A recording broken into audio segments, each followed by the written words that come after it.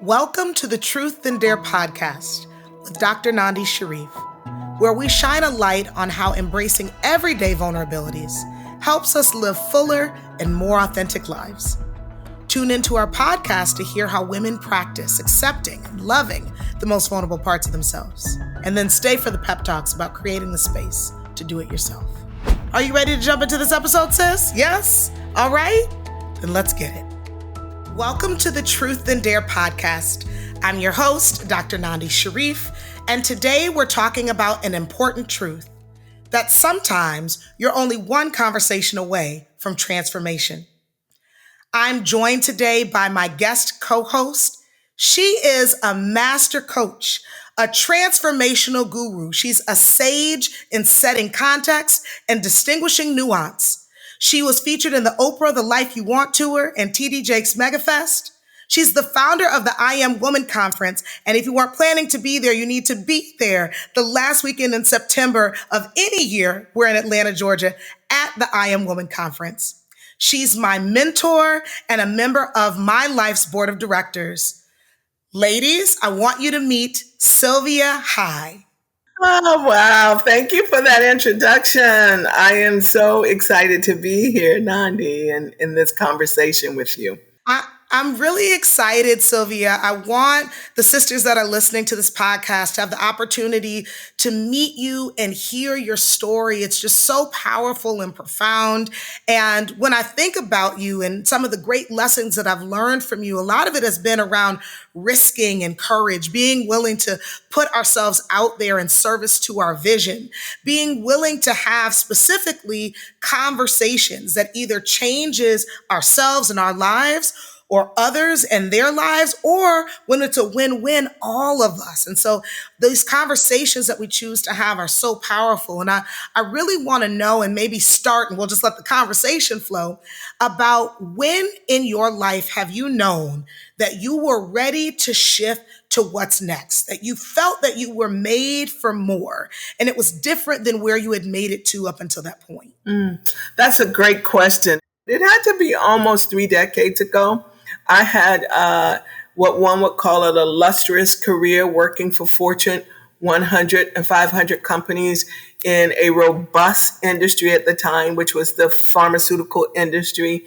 And if you were blessed enough to work for a pharmaceutical and sell pharmaceutical drugs, legal drugs, that you had a pretty lucrative pay and a nice fat cat kind of lifestyle.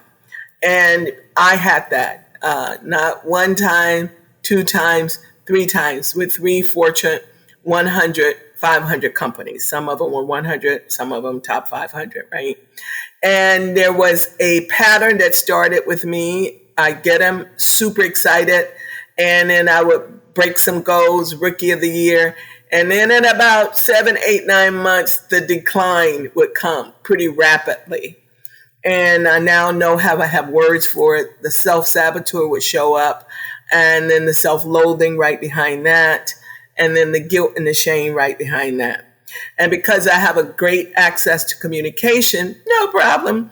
I'd usually beat them to the punch before I was about to get fired. I could feel it. So I would beat them to the punch and quit. Sometimes they beat me to the punch and fired me. So actually that happened with over about a 6-year period of time with 3 different major companies, either quitting or getting fired before .com, before Silicon Valley, where, everybody changed jobs now. It's no big deal. At that time, you were considered a hiring risk if you were hopping around from companies to companies. And I was trying to shortcut my transformation to get to where I was supposed to be. But anyways, that's when it happened. And I'm smiling, and I'm so glad to be able to laugh about it now. But it was probably the most painful series in my life over I'd say it took about 6 or 7 years. And how I would describe that now is that my spirit had outrun where I was physically. Mm-hmm. The part of me that knew I was greater and there was more was gone. It's like, come on, Sylvie, we're over here now. And I was holding on for dear life for the life I knew and all the perks and the validation of everyone talking about the good job with the good pay, with the good everything, except for I start hearing literally out of my mouth this job is costing me my life. This job is costing me my life. This, and everybody go, well, that's pretty dramatic. How is your job costing you your life? Well, it was costing me the life that I now live. Yeah, it's good. I can now say this year coming up in I Am Woman, we're going to be doing peace, power, and purpose. And so I've started already to take a deep dive in this whole conversation. And what I know, we're born on purpose, in purpose, for purpose. I didn't know that back then. But guess what did know? My spirit knew. And what I've come to know about me, Nandi, is that my spirit is ferocious and I'm led and dominated by my spirit, not my mind. And I kept trying to get my spirit to obey my mind, and my spirit wasn't having it. Now, the thing about the mind, it was logical. So it made sense. It was everything that I could see. And my spirit was saying, you could play a bigger game. And I didn't even know what the game was. Imagine that. You could play bigger. So that was a season where most people use the word depressed. I don't believe in labeling myself. I would say I was experiencing a tremendous amount of unrest, depressed. I was experiencing that. That is not who I was, but I was experiencing that. And that went on for some time. Mm-hmm. So it was a journey to leave that. And thank God for the wisdom of my mother. She always gave us the courage to think for ourselves. She never gave us answers. You go to her, Mama, what do you think about this? And she said, well, what do you think? And what I realize now, she was exercising, teaching us to think for ourselves, right? And I didn't have the burden that a lot of people have of caring that much about what other people thought. I did care, but it didn't control me. It was a consideration, not a driver in my life, right? So it gave me a lot more freedom to self-define and the color outside of the lines. But I had to bring all of that together to find the freedom and the purpose-driven life that I have now. Yeah, that purpose-driven life, Sylvia, it's so powerful, right? Because through your coaching, through your mentorship, through your love, through your tutelage, I now have a purpose-driven life. I have a life that is run by my spirit, by my vision, by God, by these things, these pieces inside of me, the genius, as you have taught me to tap into in your Supercharge course. The genius tells me where to go and what's possible, not life's circumstances. But I do want to just share with you how vulnerable it was to be in corporate America and to be in a place where I was steady and everything looked good and I had great benefits, as you were talking about, and how vulnerable it felt to have this spirit-led vision that was completely different, that looked crazy, especially in some moments, like we're in a global pandemic. Oh, you about to go into business for yourself? Oh, you about to go coach these women on vulnerability? Oh, what are you thinking? And so I want to I think that it's important to name that there's a vulnerability in that risking, that it's not just the risk of like, oh, I'm not gonna have a steady paycheck. There's also this risk around, well, for me, it was, what are people going to think of me? I definitely cared a lot about that. I'm caring less as the years go on. But then also, like, what do I make of this? There is a very traditional journey that looks a certain way and it pans out a certain way. There is more of a question mark at the end of this thing than there is a period, something being declarative. So I just want to know more about the vulnerability that existed in having a vision for your life that was different than what we were taught was the thing to have. And more specifically, the vulnerability in needing to have conversations and being with people who had to buy into that in order for it to be possible. Because you had to have clients, right? You had to have people who were willing to listen. You had to have people who were willing to open doors for you and take you into rooms that you hadn't been in order for you to have now decades of being an entrepreneur, a thriving, wealthy entrepreneur. So just tell us a little bit about the vulnerability around that. Oh boy. So I can only use that word now. to define that experience, right? You know, sometimes you could just be in it. So I was so engulfed in it, and what I would now know to call the survival version of it at first, that I hadn't even got yet to, ooh, how vulnerable this feels. I just wanted out. I just knew I could. You know how they say you get sick and tired of being sick and tired? I was so sick and tired of being sick and tired of this thing that I knew, this bigger version of me, a bigger reason for being that wasn't even clearly defined. That was vulnerable in and of itself. Imagining leaving all of those perks. I helped, at the time I was able to help support my mother. I was able to pay for my own life with a fair amount of financial freedom, more than most had, and the ability to actually do the job, but inability to do it. It was like a war, an internal war. So the biggest part of my vulnerability was my inner me had become my enemy. So I got my spirit that's saying, hey, you're bigger. There's more. That's why you can't do this.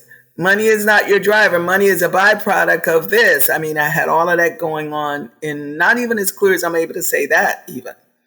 And then I got the reality of, you make 6 figures, you get a new car every 2 years, you got your insurance is paid for, your bonus check is more than some people's paycheck. I had all this logical stuff.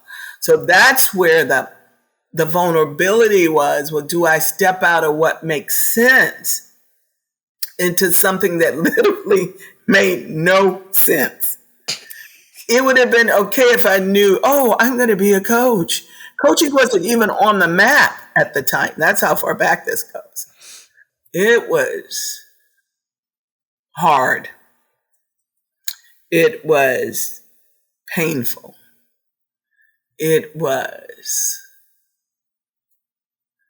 I had to pull on certainty in times of uncertainty. You know, I had to dig in there. I knew I had this thing. And I'll tell you what I used to say in my quietness of my own mind that I was too vulnerable to say out loud to another person is, I don't want to be normal. Now, I wouldn't use that word, but that was the only word that I know now. But I didn't want to be regular. I'm not regular. I'm not. Now the word might be average. At the risk of sounding arrogant, this is the kind of stuff that I used to be sitting with in my own thoughts. No, it's way more than this. I was such a dreamer, and I dreamed so far beyond where I was in the physical. I had no strategy, no roadmap, no mentor, no how do you get there, no career coach, none of that. Just like, I feel like I got on a pair of shoes that's too small and my feet are hurting. A jacket that is 2 sizes too small. And my spirit just wasn't going to have it. And the good news still is because of my mother. She never put the pressure that we had to be a thing. Being us was everything. Being her children was everything. So I know I had a bit of an advantage there because I didn't have this, I had never been shoulded by my mother. It was like, just go figure out a life, just go make you happy. And as a result of that, the joke is I had the longest childhood of any human being. I didn't even think about getting serious until I turned 25. I just played around and, went here, did that. Oh, I don't like this no more. I'll try this. And out of that has become my book the first book that I think is so powerful. And it's the little book, A Big Questions, A Journey in Self-Discovery. And I believe that that's what brought me from the doom and gloom version of the experience to now I see the light. Was on one of my most vulnerable days. I write about it in the book. I feel like I filled up Lake Washington crying like a 2-year-old, hysterical. And I was asking some funky questions that no cheese. Low yielding questions get you low yielding answers. Right? Mm-hmm. I was asking the same low-yielding psychological analysis, paralysis, self-loathing questions. What's wrong with me? Oh my God. Why can't I stick to anything? Why do I keep doing the same thing over and over? I've come to know very few why questions are great questions.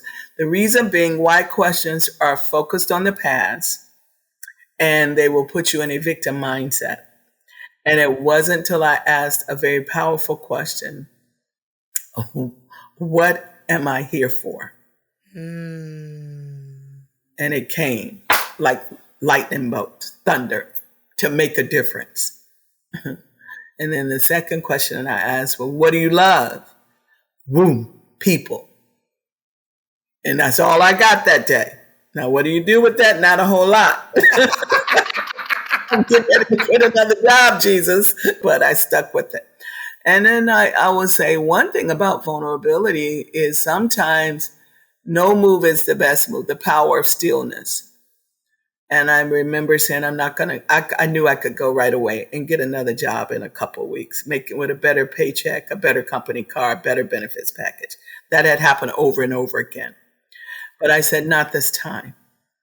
I'm not going to go get another job. I'm going to be still until you really reveal to me, God, why am I here? If I'm going to ask a question, if I'm going to ask a why question, why am I here at this time on the planet? Why am I here? What do I love? And that was the beginning. But it was a lot of vulnerability of, and then you got to find that friend, that community, because all of my friends are all now, the majority of them are now retired from major Fortune 100 companies with extraordinary retirement plans. And I had one entrepreneur friend, her name was Rosa, and she had one hair salon, and I watched her open up 2 more. So she had 3 hair salons, and she's this little petite, soft-spoken, sweet spirit, but she always marched to her own beat. And she was my lifeline, and I didn't even know why. I used to just go to her shop instead of making my sales call. I would go to her shop and sit in the shop all day when I was supposed to be calling on doctors. Hey, anybody want some fried chicken? And I'd do chicken runs. Oh, let me shampoo somebody's hair. I was avoiding the life I had, but there was some possibility in what I was observing.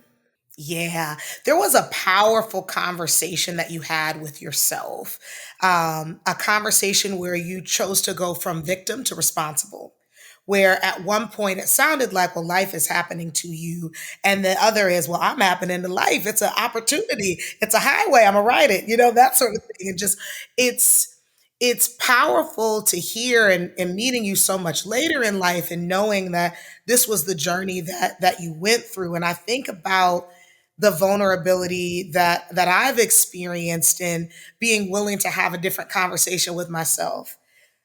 Most of the time, after some deep coaching from you, where you sent me into my room with some homework and said, the things you're saying to yourself a little funky right now.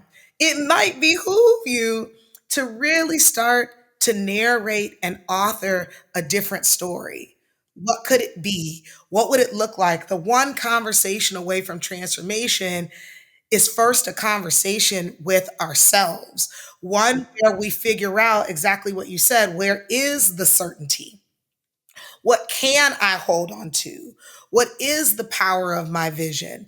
What do I want to do? What am I here for? What do I love? How will that serve the world? That's it, Nandi. And I think even today, a lot, and I coach a lot of clients. I coach a fair amount of CEOs, and everybody is all about the branding statements. I think they're necessary. But I'll ask my coaches to ask them. I say, well, I need to know, but more than I need to know is the what. What are you up to with people, quote unquote, in your, let's say, coaching practice or as the leader of the organization? And why you? And don't come back with a branding statement, but like, why you? See, Nandi, I'm very clear why me. But I had to do a lot of work to get to this level of why me. I am not your average coach. There's no way. My goal is not to be. So I started out with all of what I wasn't going to be until I got to what I'm committed to being. And that was all wrapped in judgment. And I think it was a healthy exercise because a lot of people, I'm very judgmental of this industry, people are, to me, a lot of people are like a lot of noisemakers and hype people and acronyms and, okay, but when life hits somebody square in the face, when they're actually feeling hopeless, when their self-loathing is at an all-time high, what have you given them that in the midst of that, if they reach for that one conversation that you had with them, in my world, better known as a distinction, so that they can distinguish themselves, who they are versus what's happening to them in real time, and choose in alignment with who they are, their greatness, their magnificence, their, uniqueness, in spite of what's going on, then I've served you. That's what I'm up to. It's like, if you never saw me again, when it gets funky, you can think, oh, when I was talking with Sylvia, and you reach for that, and you breathe deeper, and you exhale a certain level of that stress, and in that next breath, you choosing a conversation that empowers you to move differently, then we've served the world. You've served that person that then goes on to, step into their greatness at a different level. Sylvia, there's something that you always say to me that is, and you say it to many of us, but it's so powerful when you're talking about who you've become in life. And you always say that aging is a requirement, but getting older is optional. Getting old is optional. Getting old, this feeling, this experience of being old, and there's so much vibrance and youth in you, so much so that you can share with us that over 3 decades ago you made this decision to live out a vision, the vulnerability of being different with no blueprint of what it should look like. And you're still doing it today. I'm literally sitting on a planning committee meeting for your conference, and I'm talking to folks, and you're talking, oh, I'm going to do this next. And this is what I'm up to. And this is the room that I'm going into next. And it makes me wonder as we wrap up, why, not a why question, because why questions don't get us anywhere. No, some why questions are good. The ones that don't work. but how should our listeners consider stepping forward, being vulnerable, and being willing to have the next conversation with themselves or with someone else so that they can truly experience transformation? What would you offer? Yeah, it's simple, and it's one that you've answered. And I was shocked because this event that I went to, the Happy Women's Dinner, this woman wrote this book. Her name is Bonnie Wong, and she wrote this book called The Life Brief, Living a Life of No Regrets. So, I don't know the people. They're all there, and we introduced ourselves. And my head did the 360 when the question she had the life that everybody wanted, except for, it's kind of like her eat, pray, love journey kind of thing. But she works for a very large marketing firm, and they do creative briefs for companies, Fortune 100s, and they doodle them down to one pager, and it's a creative brief. And in her breakdown, she started one on herself, and now she calls it a life brief, living a life of no regrets. And the breakthroughs were phenomenal. So I was so excited to be in a room with someone with that level of conversation that I live in every day. That doesn't always, it's not that easy to find. Yeah. But the one question she asked, that is one that I ask in my own book, is what do you want? Yes. But she added some really, really, reallys. And those 3 really, really, reallys got me like looking at it again. What do you really, really, really, really want? Yeah. I think that's a place to always start. And what matters to you? That usually will come out of what do you want, but then I think as a separate question, asking what matters. Like for real, what matters? And at the end of this thing called life, what is it that you want to people, what would be and people use legacy, and it's quite, I think, can be a bit lofty, But what would you want to leave behind? What will be the impact? What will have you lay your head on your pillow and go, yes, with a sense of peace and power and joy-filledness, not joyful, but full of joy and a sense of fulfillment. So I'm always, checking in because it changes. It changes. Like what I really, really, really, really, really want more than anything right now is peace. And I live a peaceful life, but there's a different access that I'm looking for, right? Because you can have everything else, but without that, you can have help, but if you don't have peace, what do you have? You can have lots of money, but if you don't. So getting clear about the woman that you are today, the man that you are today, what is your truth? That's right. That's right. And Sylvia, I think about what you're saying. And the one thing I would also offer for our listeners in daring to be vulnerable and to have that next conversation with themselves is what's the cost of not having the conversation? What do we miss out on? What do we lose? What do we not get to experience? What do we not get to create for others when we choose not to have the conversation with ourselves or the conversation with others? And so I just want to encourage all of you that are listening. You heard what Sylvia said. You heard how it was worth it to take the risk, to be vulnerable, to put yourself out there and to see the experiences that happen and come on the other side. And so I just want to encourage you to do that, to have that next conversation and to notice how your life changes and how your life transforms.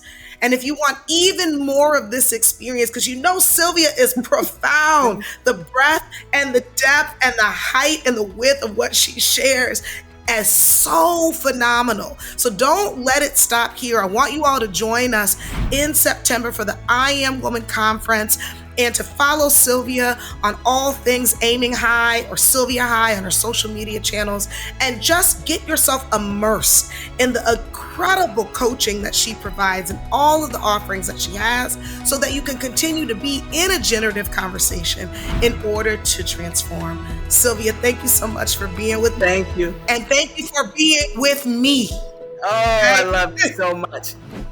If you enjoyed today's podcast, I invite you to join us and listen to the other podcasts that are a part of this season. We're really excited as the Truth and Dare movement to welcome you and being a part of this family, a part of this sisterhood. And if you're yearning for more real and authentic conversations, subscribe to the podcast.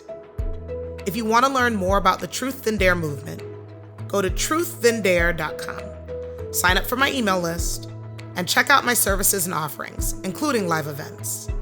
We encourage you to listen, we encourage you to comment, and we encourage you to share your stories with us too at hello@truththandare.com.